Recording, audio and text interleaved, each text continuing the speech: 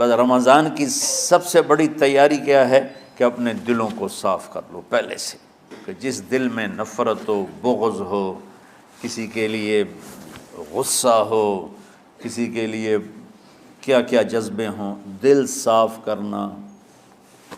ہمارے گھروں میں روزانہ جھاڑو ہوتا ہے، یہاں مدرسے میں روزانہ صفائی ہوتی کہ نہیں ہوتی؟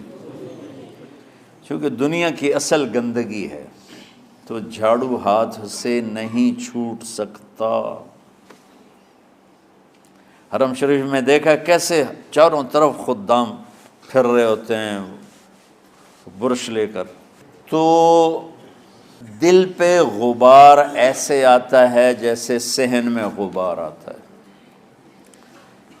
دل پہ گندگی ایسے آتی ہے جیسے صحن میں آتی ہے۔ تو ہم نے نظام بنایا ہوا ہے، لوگ مقرر ہیں وہ روزانہ جھاڑو دیتے ہیں۔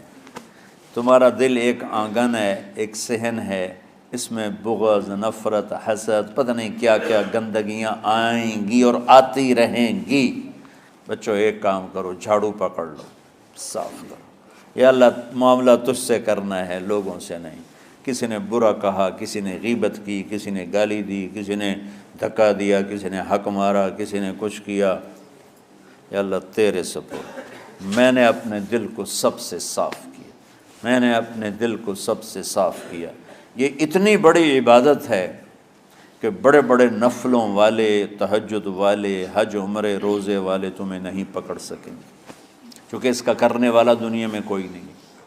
نفل پڑھنے والے تو بے شمار ہیں، عمرے کرنے والے بے شمار ہیں، علماء بے شمار ہیں، حاجی بے شمار ہیں، سخاوت کرنے والے بے شمار ہیں، لیکن اس ٹکڑے کو صاف کرنے والا لاکھوں میں ایک بھی نہیں ہے۔ مشکل کام ہے، آپ یہ سیکھ لیں، صاف کرو، صاف کرو، صاف کرو۔ یہ رمضان کی سب سے بڑی تیاری اور علم کو حاصل کرنے کی سب سے بڑی چابی ہے کہ اپنے دل کو کھلا کر لو۔ کوئی چیز خالی ہوگی تو کچھ آئے گا۔ جس دل میں بغض بھرا ہو، نفرت بھری ہو، حسد بھرا ہو، کینہ بھرا ہو، اس میں خاک آئے گا، اس میں تو علم کی ایک کرن بھی نہیں آئے گی۔ اس زبان سے چاہے جتنے مرضی موتی بکھیرے، دل اس کا اندھا ہوگا۔ لا تعمى الابصار ولكن تعمى القلوب التي في الصدور۔ یہ آنکھوں سے اندھے نہیں، دل سے اندھے ہیں۔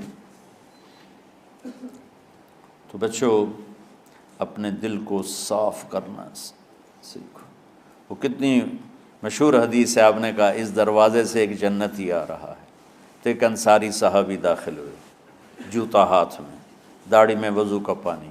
اگلے دن اس دروازے سے ایک جنتی آ رہا ہے، تو ایک صحابی آئے، ہاتھ میں جوتا، داڑھی میں وضو کا پانی، وہی صحابی۔ اگلے دن اس دروازے سے ایک جنتی آ رہا ہے، تو وہی صحابی 3 دن جنت کی بشارت لی انہوں نے۔ اس صحابہ کی جماعت میں ایک شخص ہیں جن کا نام ہے عبداللہ بن عمرو بن عاص۔ ان سے بڑا عبادت گزار صحابہ میں کوئی نہیں تھا، نہ سابقین میں نہ متاخرین میں، نہ پہلوں میں نہ بعد والوں میں۔ ان کی عبادت کیا تھی؟ ساری رات جاگنا، سارے دن کا روزہ، اور ایک ختم قرآن صبح سے شام تک۔ اتنی اللہ نے طاقت دی تھی۔ پھر وہ غلوب والی بات آ گئی، ایکسٹریم ہونے والی بات آ گئی۔ ان کی شادی والی رات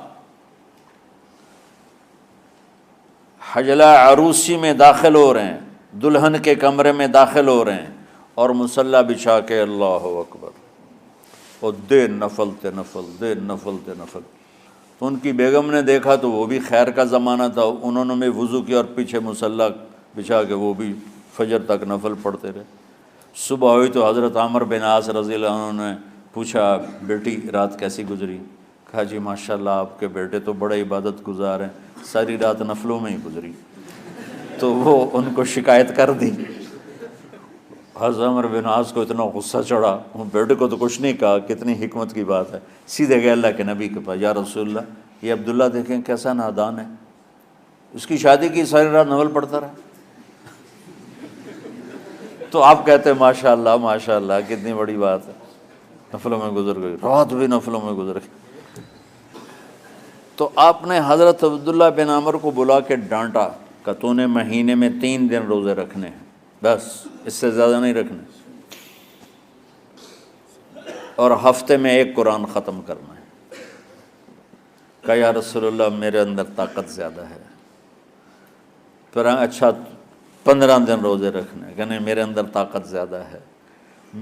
آپ اس کو تھوڑا تھوڑا کر کے گھٹاتے رہے، اور وہ ہر دفعہ نہیں یا رسول اللہ میرے اندر طاقت زیادہ ہے۔ تو آخر میں آپ نے کہا اچھا چلو صوم داؤدی پہ آ جاؤ، 1 دن روزہ رکھو، 1 دن افطار کرو، اور 3 دن سے پہلے قرآن ختم نہیں کرنا۔ تو آپ نے اس کو پیچھے کیا۔ یہ بیٹھے تھے اس محفل میں، ان کے دل میں آیا کیا یہ بزرگ مجھ سے زیادہ عبادت کرتے؟ رات میں ساری جاگتا ہوں، دن روزہ رکھتا ہوں، 1 ختم کرتا ہوں، تو جنت کی بشارت تو مجھے ملنی چاہیے تھی، ان کو کیسے مل رہی؟ یہ کسی کتاب میں نہیں لکھا کہ یہ ان کا جذبہ تھا، لیکن جو کہ میں ان کی سیرت کو جانتا ہوں تو مجھے خیال آتا ہے کہ ان کی نفسیات میں یہ بات آئی ہوگی، چونکہ صرف انہی کو خیال آیا کہ میں جا کے دیکھتا ہوں کہ یہ بزرگ کیا کرتے ہیں۔ تو ان کے پاس پہنچ گئے، چاچا، ذرا وہ ادھیڑ عمر تھے، چاچا وہ میرے ابا تھوڑے ناراض ہیں، تو کچھ دن آپ کے پاس گزار لوں؟ کا بیٹا بسم اللہ آ جاؤ۔ اب رات ہوتے ہی عشاء کی نماز پڑھ کے انہوں نے جلدی سے چادر اوپر لی اور یوں سراغ کر کے ان چاچا کو دیکھنے لگے ایسے کر کہ اب یہ کیا ساری رات سجدہ کرے گا، اور ساری رات روتے روتے روتے روتے مصلی گیلا ہو جائے گا، یا ساری رات رکوع کرے گا، ساری رات قیام کرے گا، ساری رات قرآن پڑھے گا، اس تصور سے یوں دیکھ رہے۔ اور وہ بزرگ صحابی تشریف لائے، سرانے پہ سر رکھا، اللہم بسمک اموت و احیا، ہو گئے۔ اب یہ دیکھ رہے ہیں ابھی اٹھیں گے، ابھی اٹھیں گے، ابھی اٹھیں گے، اٹھے نا، فجر کی اذان پہ اٹھے۔ اب یہ تو حیران پریشان ہو گئے کہ یہ کیا ہو؟ اس زمانے میں تو منافق تہجد نہیں چھوڑتے تھے ڈر کے مارے کہ پتہ نہ چل جائے ہمارے کفر کا، تو یہ چاچا جنت بھی لے گیا تو ستا بھی پیا کہ چلو کل دیکھوں گا۔ اگلی رات پھر چادر سر پہ کر کے اور یوں سوراخ کر کے لیٹے ہوئے اور دیکھ رہے۔ چاچا پھر تشریف لائے اور سرانے پہ سر رکھا، اللہم بسمک اموت و احیا، ہو گئے۔ فجر کی اذان پہ اٹھے، یہ اور پریشان ہو گئے کہ میرا نبی کا فرمان تو سچا ہے، اس میں تو شک بھی کفر ہے، لیکن عمل کیا ہے جس پر اس کو جنت کی بشارت ملی؟ 2 رکعت نفل بھی نہیں۔ اور آج کے دور میں تم میں سے ماشاءاللہ اکثر بچے تہجد پڑھتے ہیں کہ 1 رات اور دیکھوں گا، تیسری رات اللہم بسمک اموت و احیا، ہو گئی ساری رات۔ تو تیسری رات پھٹ پڑے عبداللہ بن عمر، کہنے لگے چاچا میری ابا سے کوئی لڑائی نہیں تھی، 3 دن میں تیرے بارے میں سنتا رہا، جنتی جنتی جنتی۔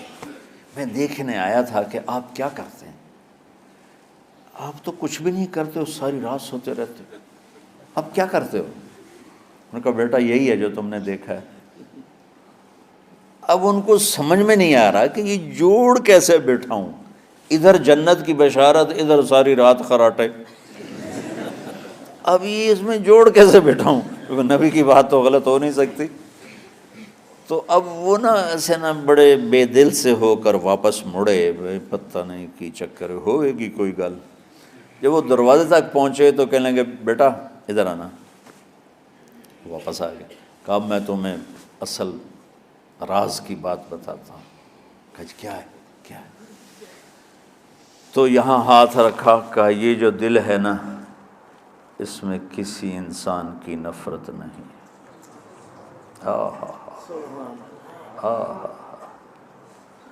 اور جب اللہ کسی کو رزق دیتا ہے، عزت دیتا ہے، مجھے کبھی حسد نہیں ہوا، مجھے خوشی ہوتی۔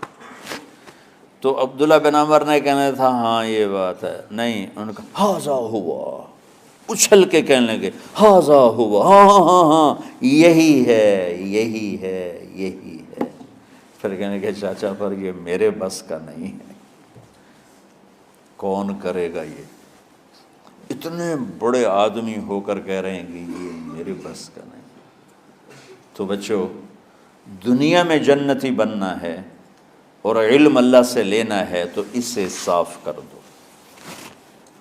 سب کی نفرت سے۔ سب، اس نے مجھے یہ کیوں کہا، اس نے مجھے یوں کیوں دیکھا، اس نے میرے بارے میں یوں کیوں کہا، اس نے میرے بارے میں یہ کیوں لکھا۔ جس کی تعریف ہوتی میری کتنی برائی ہوتی، صرف تعریف تو نہیں ہوتی، بھرا پڑا سوشل میڈیا مجھے گالیاں دیں۔ اللہ کے فضل سے میرے دل میں ایک ذرے کے برابر کبھی کوئی منفی جذبہ نہیں آیا، آئے تو میں دھو کے صاف کر دیتا ہوں، یا اللہ میں نے اپنے دل کو صاف کیا، میرا معاملہ تیرے ساتھ ہے، کسی کے ساتھ نہیں۔